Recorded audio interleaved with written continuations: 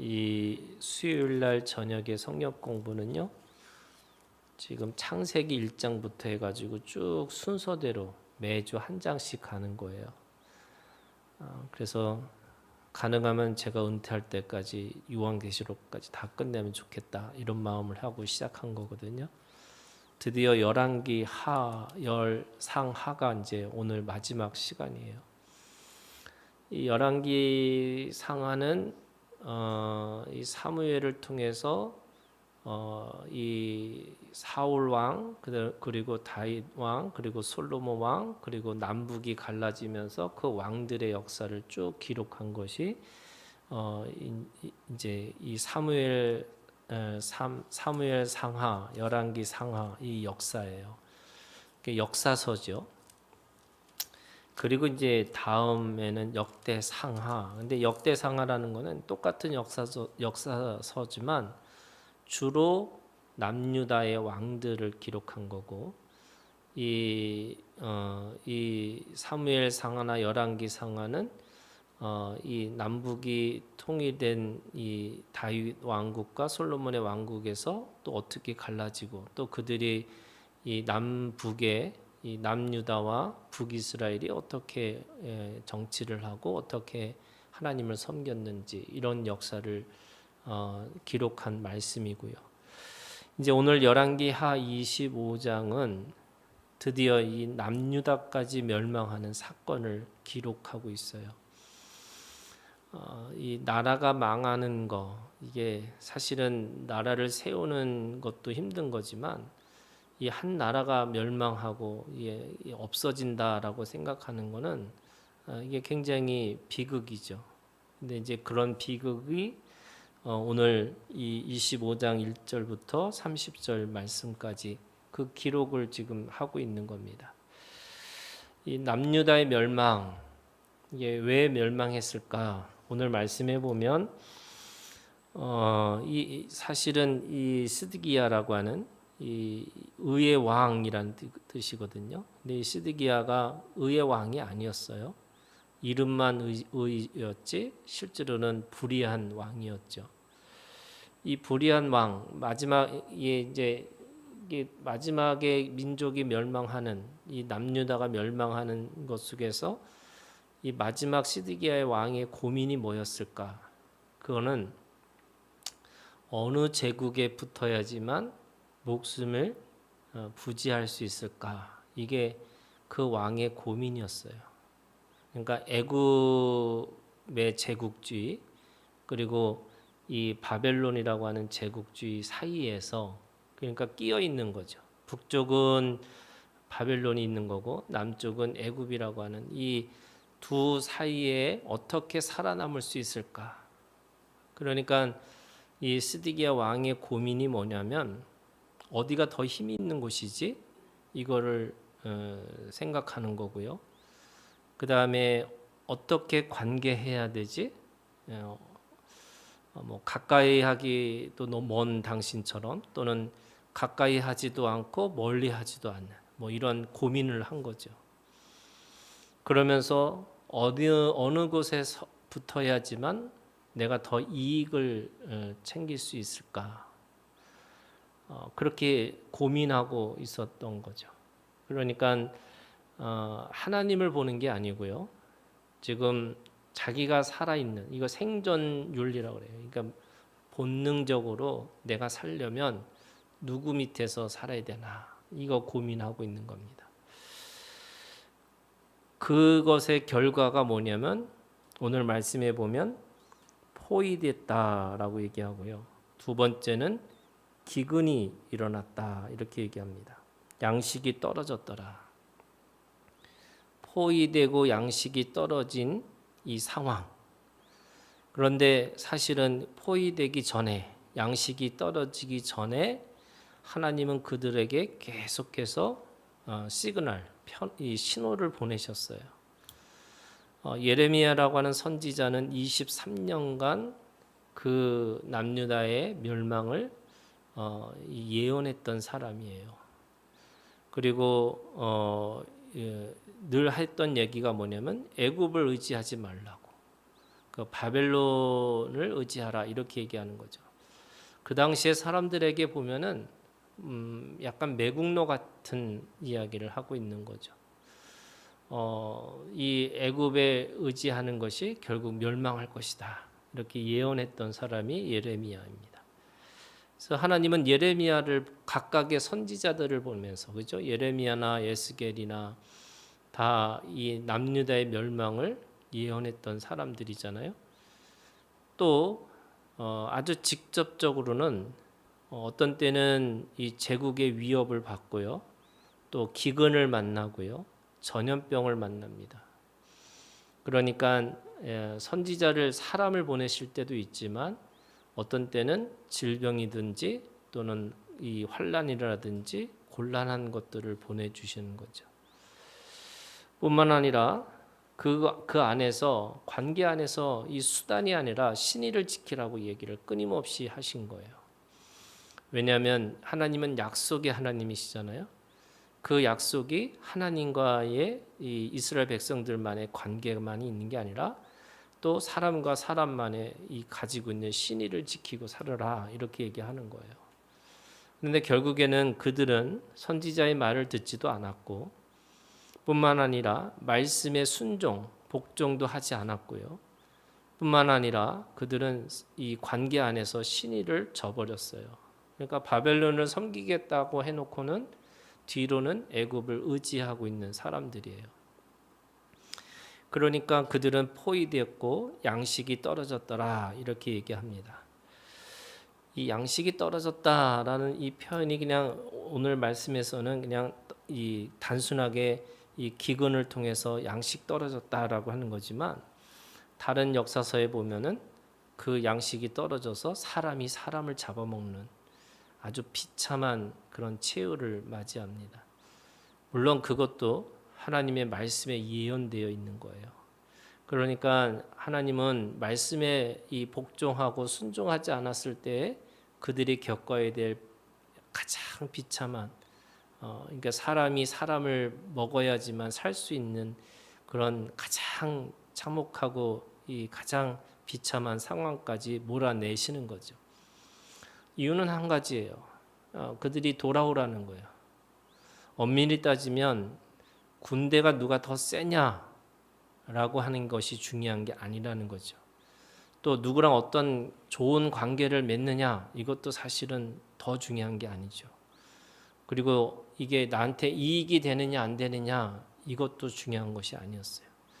말씀을 따라서 그 말씀의 신의를 지키고 그 말씀을 따라서 복종하고 순종하는 것이 중요했는데 그들은 여전히 정치적이고 경제적인 그런 유불리를 따지면서 그렇게 이 선택하고 또 선택하다 보니까 가장 인간의 비참한 이 모습까지 갈 수밖에 없는 거죠.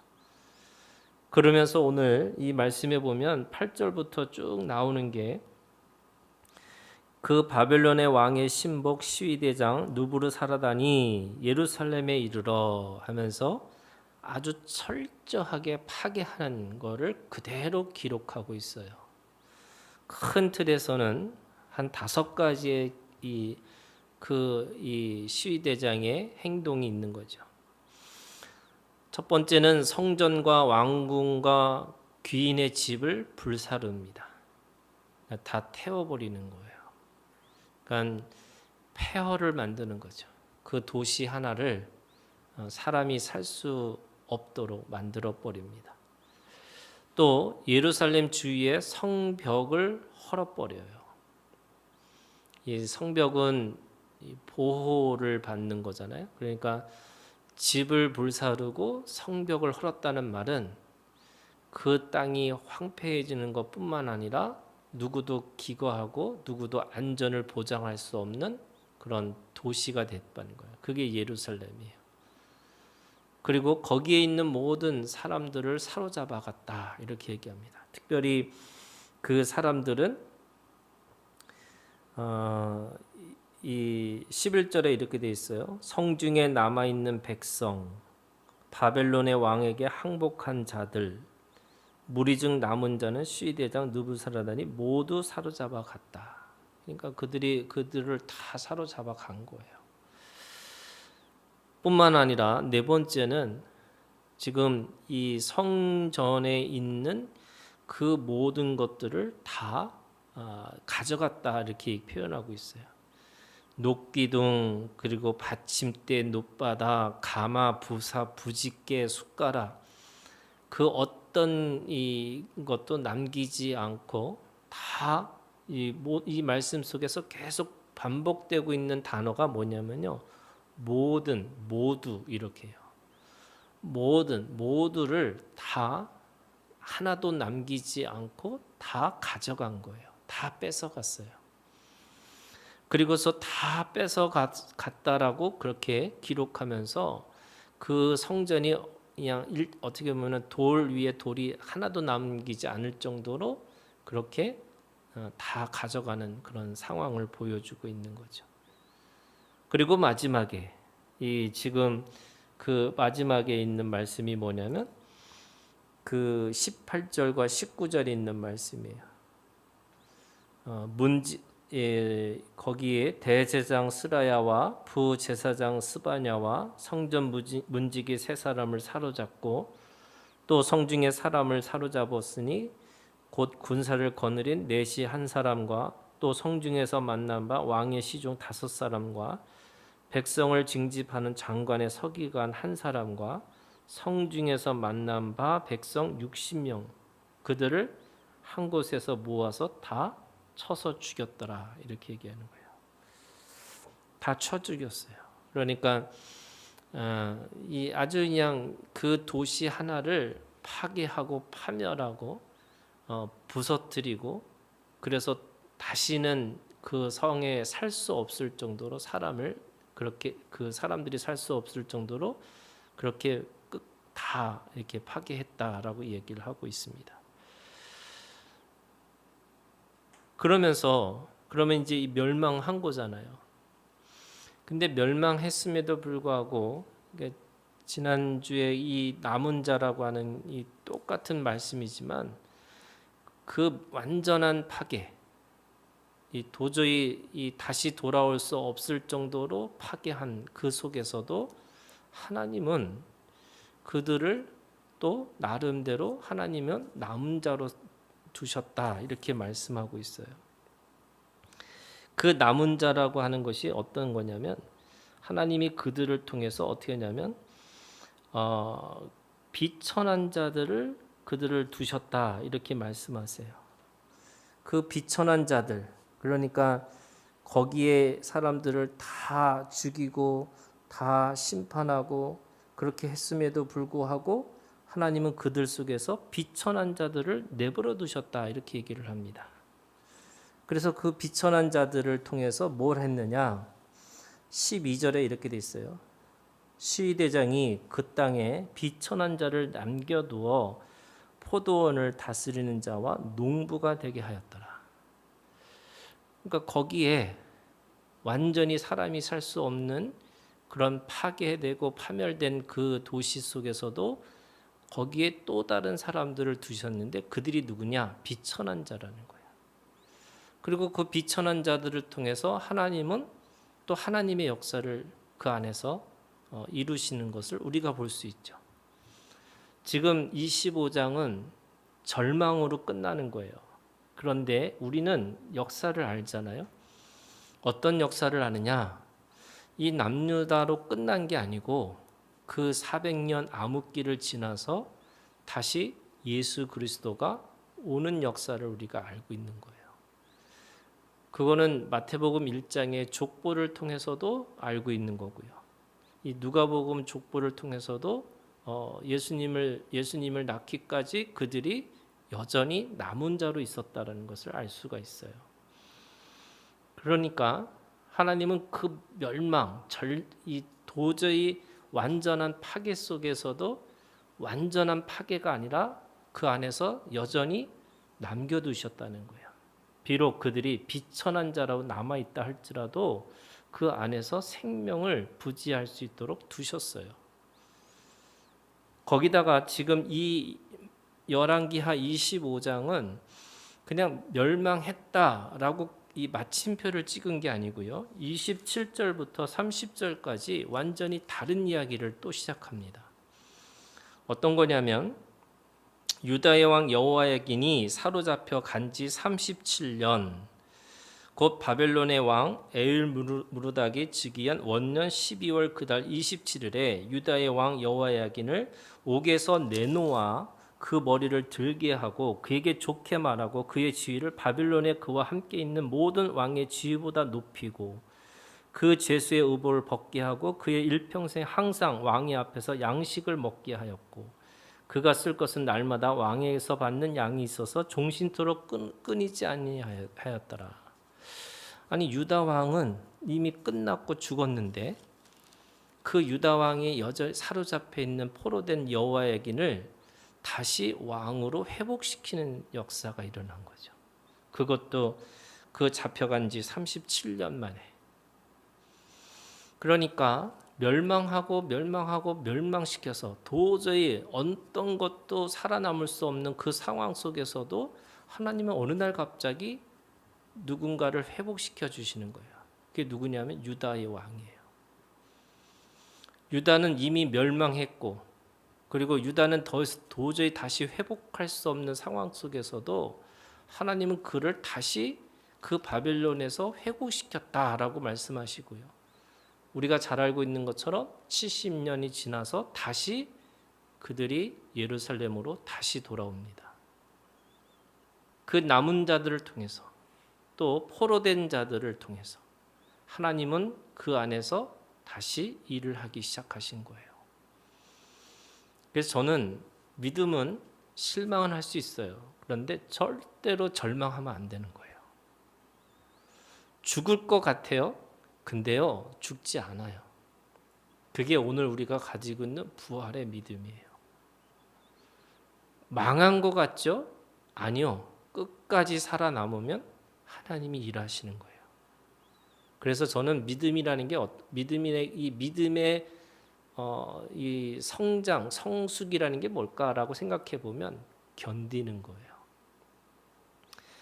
요한계시록에 있는 말씀에 보면 그 7교회가 있어요. 그 환난과 하나님의 진노 가운데서도 그 7개의 교회 중에 누가 살아남느냐? 견디는 자예요. 이기는 자예요. 그래서 저는 막 대단하게 뭔가 능력이라는 게 아니고요. 잘 버티고 견디는 거가 믿음이에요. 왜요? 하나님이 일하실 거니까. 이게 제가 우스운 얘기지만 웃어야 되는데 이게 뭐냐면요. 베드로하고 가룟 유다가 저는 그런 거예요. 베드로와 가룟 유다가 똑같은 배신자고 배반자예요. 더 치명적인 이 관계 안에서 있을 때 베드로한테 더 실망하실 수도 있어요. 왜? 가룟 유다는 원래부터 계산했던 사람이니까. 그런데 베드로는 내가 하겠다고 나는 절대로 포기하지 않을 거라고 막 이러다가 주님을 3번 부인했던 사람이잖아요. 근데 부활하신 예수님이 왜 베드로를 찾아가시고 왜 가룟 유다한테는 못 가셨을까? 저는 그거는 100% 가룟 유다는 스스로 결정해서 죽었어요. 그러니까 살아있는 베드로한테 가신 거지 죽어있는 가룟 유다한테 갈 수 없는 거예요. 그래서 저는 아무리 비굴하고 아무리 비참한 상황 속에서도 살아있으라는 거예요. 언제까지요? 주님이 오실 때까지. 요셉의 믿음이요. 요셉의 믿음은 그 감옥에서 자기가 꿈을 해몽했기 때문에 살아날 수 있을 거라고 착각했어요. 그런데 아무 소식이 없었잖아요. 그래서 말씀이 응할 때까지 그가 견딘 거죠. 그게 3년이에요. 3년, 3일. 죽음의 시간을 거쳐서 기다리면, 버티면 반드시 승리할 것이라고 말씀하시는 거예요. 그래서 요한계시록에 있는 말씀에 그 7개의 모든 교회들한테 견디라고, 버티라고, 그래서 이기는 자가 되라고 그렇게 말씀하고 있는 거죠. 그 비천한 자, 포로된 자, 야고보서 2장 5절에 있는 말씀에 보면 하나님이 이 세상에서 비천한 자를 택하셨다는 거예요. 하나님은 누구를 택하셔서 일하시냐? 남은 자들이죠. 그 남은 자들이 뭐냐? 모욕과 수치를 당해서도 죽지 않은 자들이에요. 그게 저는 믿음이에요. 14만 4천 명, 요한계시록의 14만 4천 명이 어떤 사람들이냐? 어린 양의 피를 믿고 그 어린 양의 그 삶을 쫓아서 갔던 사람들인데, 그 어린 양이라는 게 뭐냐면 사자 같은 세상이에요.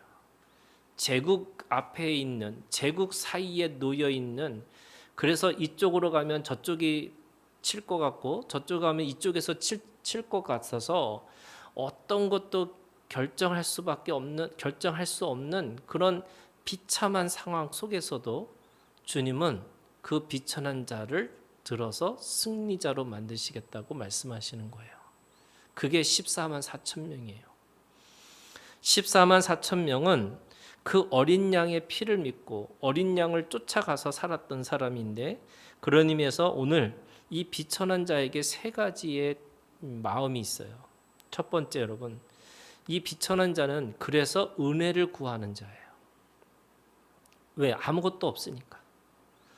만약에 내가 어떤 뭔가를 가지고 있어 야 이거 믿고 살 수 있겠다라고 하는 사람들은 어떻게 해요? 다 잡혀갔어요. 다 끌려갔어요. 그런데 아무것도 없는 사람만 남아있잖아요. 그래서 그들에게는 뭐만 있어요? 은혜를 구하는 마음밖에 없어요. 저는 이게 상한 심령 통회하는 마음이죠. 이 상한 심령과 통회하는 마음에 은혜를 구하는 자고, 그렇기 때문에 누구를 의지하느냐? 하나님을 의지할 수밖에 없어요. 왜? 다른 게 다 의지할 만한 것이 없기 때문에 그런 거예요. 그래서 은혜를 구하고 내가 하나님만 의지하면서 결국에는 한 마음만 가지고 있는 거예요. 여러분, 있는 사람은요, 두 마음 가지고 사는 거예요. 내가 이거 하는 땐 이거 해야지, 이거 할 때는 이거 해야지. 근데 없는 사람은요, 그거밖에 없어요. 그 길밖에 없는 거예요. 그래서 오직 한 마음 가지고 살아가는 거죠. 그래서 흔들리지 않아요. 어떤 순간 어떤 상황이 오든지 두 마음 가지고 살 수가 없는 거예요.